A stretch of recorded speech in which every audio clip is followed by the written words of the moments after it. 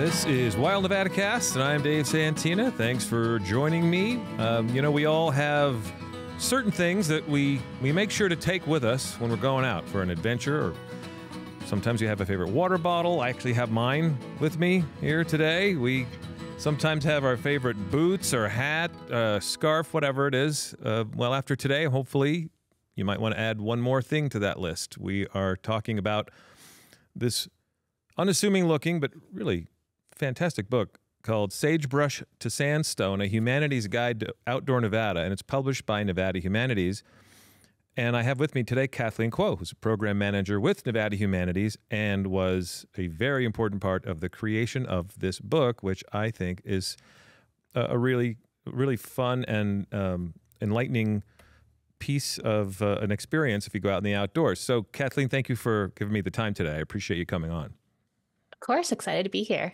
So, how do you describe this publication? It just looks like a nice spiral-bound small book. Doesn't look too thick. Probably not too much in there, but quite a lot inside there that can affect the way we feel about the outside and our experiences in the outdoors.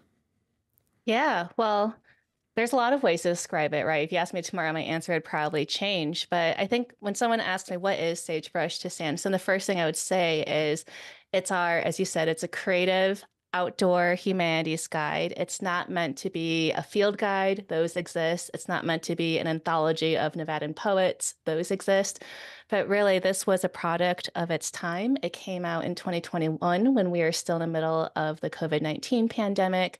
And this is our way, Nevada Humanities' way of thinking, how can we get people outdoors to slow down, appreciate what's around us, and get people inspired and find hope when there might be not so much hope in the world at the moment. Sure. And so it's 100 pages, which sounds like a lot, but when you hold it up, right, it doesn't seem like 100, right? It doesn't. It feels like much less, but when you start going through it, it's impressive. It expands within itself there. Yeah, so it's 100 pages, right? Believe it or not, filled with science facts, artwork, poetry, and creative prompts. That was my insistence. I really wanted to add the prompt part to make it not like school, like in a homework kind of way, but in a sort of like, creative coloring. As an adult, let's have some fun and have prompts to get us thinking about what's around us kind of way. And it's just a really beautiful, I think, physical proof of like collaboration and creativity of wonderful people around Nevada. Yeah, I really enjoyed reading through it, and kudos to you for the creative prompts, because that's something I was going to point out, that I really enjoyed those. The executive director, Christina Barr, has a foreword in this book where she talks about, she calls it countless staff meetings, that this was the result of countless staff meetings during that period during the pandemic. And also she heaps praise upon you and a partner of yours for making this happen. So you were right there at the beginning. What was going on in these countless staff meetings to create this and shape this publication? Yeah, that's a great question. I appreciate you asking me that, right? I think it's right. No one ever thinks about what goes on behind the scenes. And sometimes that's kind of more interesting than the physical products of, I think the book is more interesting. But, thinking back to the countless staff meetings. So the impetus to create Sagebrush to Sandstone came from our 2021 to 2022 Nevada Reads program. This is a statewide book club of sorts of Nevada Humanities. And in the past, we had chosen books that focused on topics like the opioid epidemic, capitalism and transience, unemployment. In late 2020, we thought, we don't want a really, depressing topic. We want to give people hope. And so, as I said earlier, we felt like it was time to shift gears, choose books that got us to, be more hopeful, be inspired, think about what was around us, whether it's, in our backyards, a hiking trail. And so in 2021 for Nevada Reads, we chose 2 nonfiction memoirs, which was a first.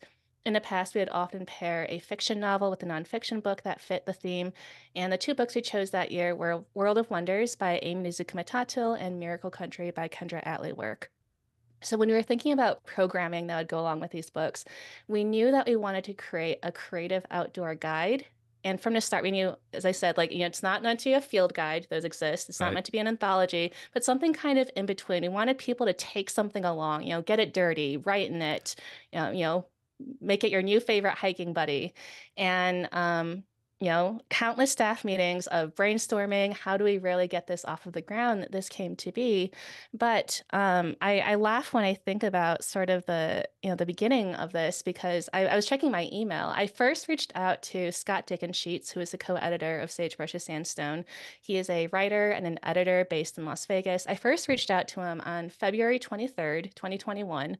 And in my email to him, I said, "Oh, our goal is to finish this by May, in 3 months, and have physical copies." And I don't know why I thought, "Oh, we can get a book done and get all this work done in 3 months." It took much longer, although actually it wasn't. I think in the grand scheme of things, probably pretty fast for putting a book together. The book came out in October 2021, so almost exactly 8 months after I first contacted Scott about this project. It does seem pretty But fast. yeah, but that's really how it came to be. So once I contacted Scott, his role, he did so much, bless him for putting up with all of our staff meetings. He really became part of the family, still is. But he really helped us to edit, not just edit, but reach out to people, get permissions, brainstorm. You see him on a lot of the, creative prompts and science facts. He's often also like in the tagline. So he really did so much in, wrangling people, which is, I think, the hardest part of my job. Scott Right. really was wonderful. Well, and you have a lot of people who contributed to this in a lot of ways. You have a beautiful introduction written by Deborah Harry, who gives a sense of the history of the landscape and shares a creation story, and I think reminds us that the lands were being here. They were here before us. They'll outlast us.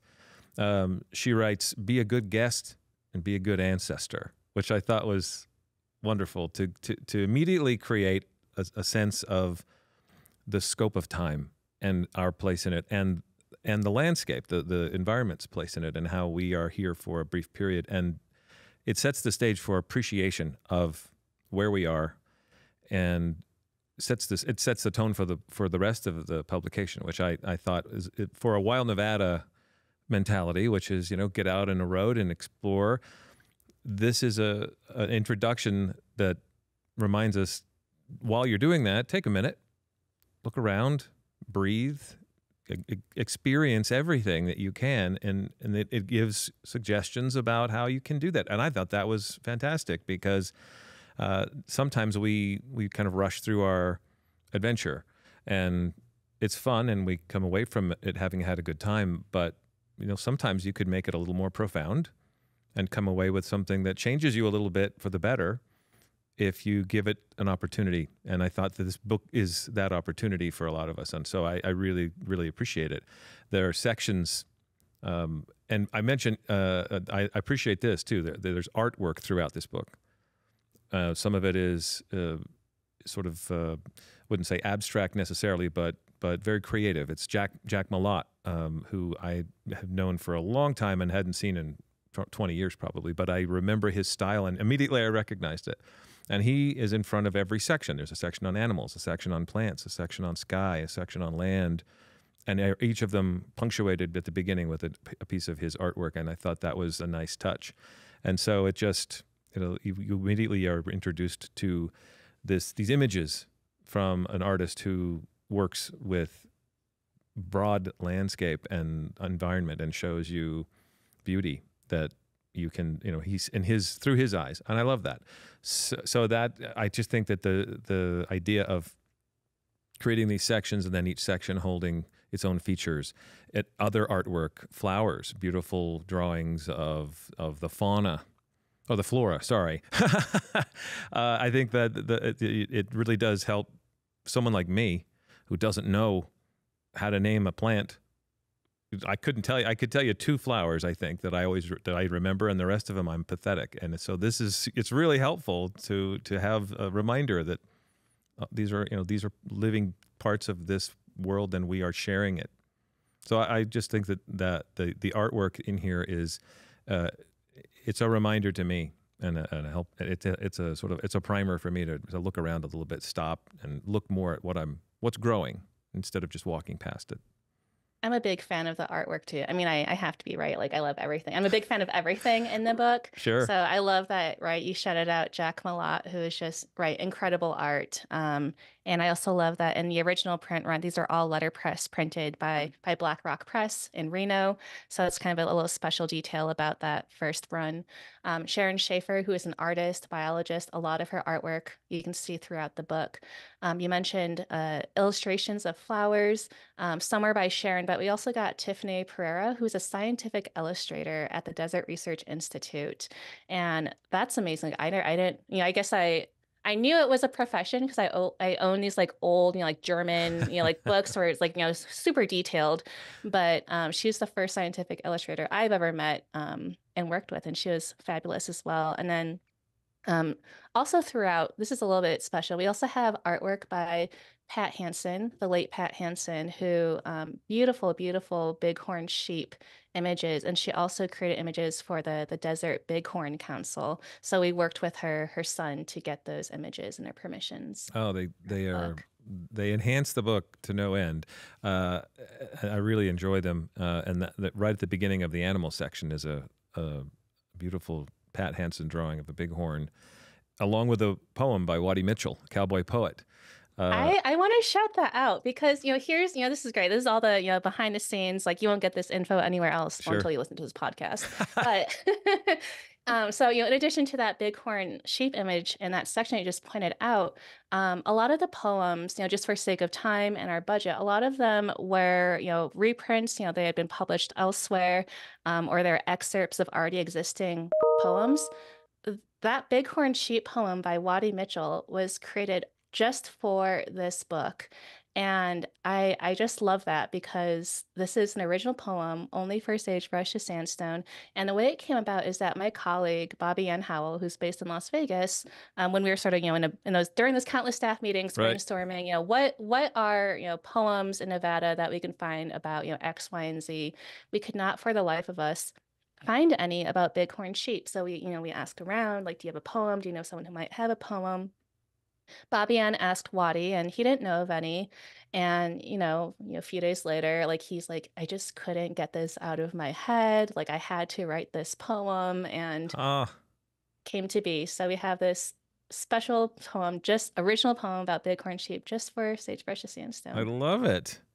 Where rabbit brush and cacti dare perfume the boding desert air, where vistas capture vestige hiding answers everywhere. That's the beginning of it. And it's Waddie Mitchell. I can hear his voice. As long as I'm not talking, then I hear mine. But otherwise, I love Waddie Mitchell stuff. So I could just imagine, him feeling that, sleepless night. I got to get this out. The creator in him needing to get it out. And so that's a page, 2 pages on bighorn sheep with a creative prompt at the end of the second page that suggests maybe looking around and imagining sheep blending in and how to find them, and just suggesting ideas for us to play with out when we're out in the world. I think the creative prompts are wonderful. And so they appear in every section, multiple creative prompts and poems from a variety of sources. We mentioned Waddie. There's one that I was looking at earlier. One of the things about poetry that is beautiful to experience when you're out in a wide open space is that it can help with your perception, or it can alter your perception. This is Sean Griffin wrote. There's a piece from Sean Griffin called "A Place of Stone," and just the first part. He says, "I come for the wooden dance of the comstock, the pinyon pine, harsh as the face of an owl, juniper, a scruff beard on the high desert, and locust, spent with purr of cicadas." When I read purr of cicadas, I thought, that makes me not hate them like I used to.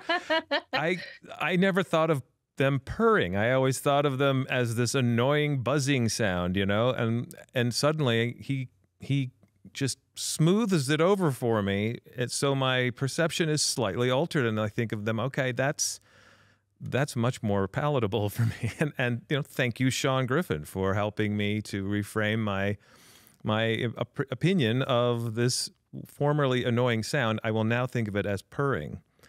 And that's one of the things that can come from reading poetry and experiencing this publication, especially when you're out somewhere enjoying nature with this I think an enhancement. I'd call it an enhancement. Would you? Absolutely. So you shouted out Sean Griffin. I really want to shout out, I don't know if you want to turn to page 85 in your book, and also for like future listeners, this is the Sandstone section. So for anyone in Southern Nevada or who lives in Las Vegas, right? I think summers are, they're brutal. They can be really brutal, upwards of 120 degrees sometimes, can't really go outside. But this poem, Mojave in July by Angela M. Brommel, who is also the current Clark County Poet Laureate, I just love it. It's about how you live with this heat. And when you read it, it just it's sort of like, you used to hate the heat, but now it's like it just settles. It becomes part of you. Um, so in Angela's poem, she talks all about, how she made peace with the heat, let the heat draw out everything unneeded. Let it put you to bed midday. Let it make you new. It's a really beautiful poem. But what I love about this, it's paired with a scientific prompt by Henry Sun from the Desert Research Institute on how sandstone is alive beneath the surface with cyanobacteria. And I just love the idea of, how the rocks around us, which you think, well, they're just rocks. What's so special about rocks? They're teeming with life. And especially in the desert, everywhere you look around you, it's hot, it's sweltering. You'd think nothing, how can anything live in this heat? But, we are, animals are, and certainly the bacteria are. And this is one of my favorite pairings in the book. I love that. Yeah. And we've been out in Mojave, maybe even in July, which is the title of that poem. And I can attest to the way that Angela writes about it. And we've spent a lot of time with Sandstone on the old episodes of Wild Nevada, traveling, hiking across it, and have had it introduced to us, as a living piece of the landscape, not just something to walk past or step on and walk over. And I think that the beauty of this book is that it reminds us to stop and recognize that, and recognizing that can in itself improve our experience. It just makes us feel, I think, more a piece of a grander living landscape, and not just having it be something that we are passing through on our way to our destination or our viewpoint. You can enjoy the journey there a little bit more when that blazing hot desert is not just burning your feet, but actually displaying some living beauty that is maybe otherwise not recognized. I love that. So one of the other things that I wanted to call out, which I appreciate about this, is you left spaces throughout the book for readers to use however they want. And I wonder how you imagine people using this book when you planned it. Right. So, I if we had enough money and, $1 million, $1 billion, I wish like the pages were like, those like magic waterproof pages where you could like dunk it in water and like nothing would happen to it. Sure. But we really did want people, I feel like it's such a no-no sometimes. Like people think, oh, you have a book, you can't, do anything with it. But no, we really wanted people to engage. I don't think there's a page in this particular volume. If there's ever a volume part 2, we might incorporate this, but we thought, like rubbings, like, taking, like leaving space to do rubbings to sketch what you see around you. And so that's why we tried to include as much as we could, like lines for people to write things down, or blank spaces to jot down notes, to sketch. And I really want to shout out here A.B. Gorham from Black Rock Press, who I mentioned earlier. They letterpress printed the covers for the original print run, but A.B. also, countless staff meetings later, helped to design and lay out our book. Margins, where to put the art, how many lines or blank spaces should we leave. We really couldn't have done this without her. So this didn't magically come to be. It really was. I think part of the beauty of this book is because of A.B. You can have all this material, but it's really in the way that it's designed and put together. I think that brilliance and magic belong to her. I appreciate you sharing the credit. Yeah. I was ready to give it all to you, but I think that's very generous of you to share with all those who actually contributed a piece. There's a lot to it, One of the creative prompts earlier, I just have to say, I was in my office reading a little bit, and one of the creative prompts described for me how to close my eyes and imagine myself in the place of a water strider. And I was alone in my office, sitting in a chair with my hands and feet in the air like I'm a water strider. I completely bought into the prompt and was engaging in it, and I thought, this book's fantastic. It's I get to play with it. And how much fun is that? And so it can make an outdoor experience more profound or just more fun. It doesn't have to be one or the other. It could be both. Mm-hmm. Absolutely. Yeah, really enjoyed it. So how can people get a copy of Sagebrush to Sandstone? Well, I'm glad you asked that because a lot of times, we'll have copies of this book in our Reno office or our Las Vegas office. We'll bring it out with us, and it's free. It's completely free. When people say, "I can take this," like, this is mine. Like, yes, it is absolutely. This is really our gift to the people of Nevada, and I think it's just such a shock now in this world that anything can be like truly free in this way. Right. And that's what I love about this book. It's a beautiful introduction to the outdoor spaces of Nevada, and you can find the printable or downloadable PDF on our website, nevadahumanities.org. And then you can search for Sagebrush to Sandstone in our programs list or in our media projects list. And then if you want to order a copy or 5 to mail to your home address, all you have to do is pay for shipping.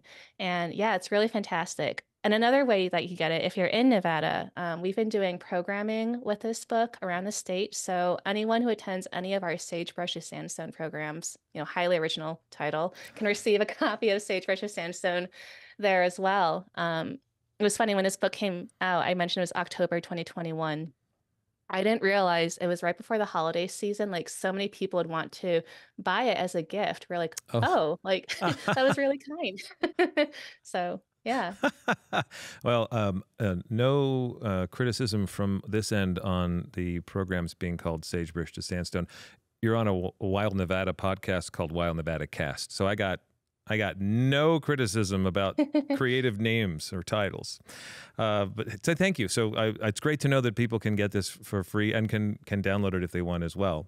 I got to say, I do love having the physical book in my hand, and it's really nicely done. I mean, the spiral binding and the cover's nice and thick. I can attest to this.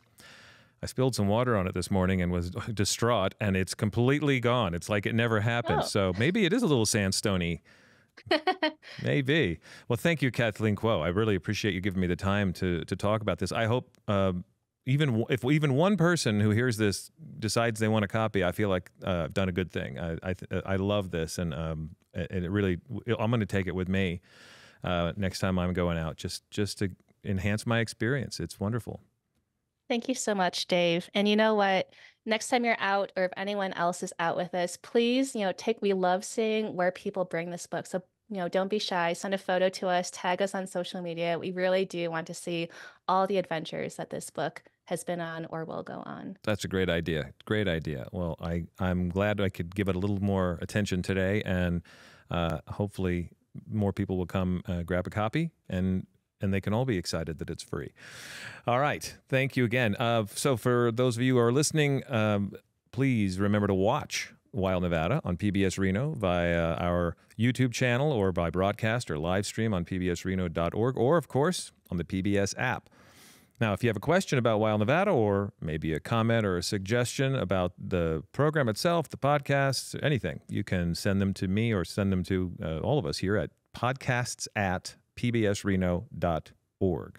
Thank you, Kathleen Kuo, and thank you for listening to Wild Nevadacast.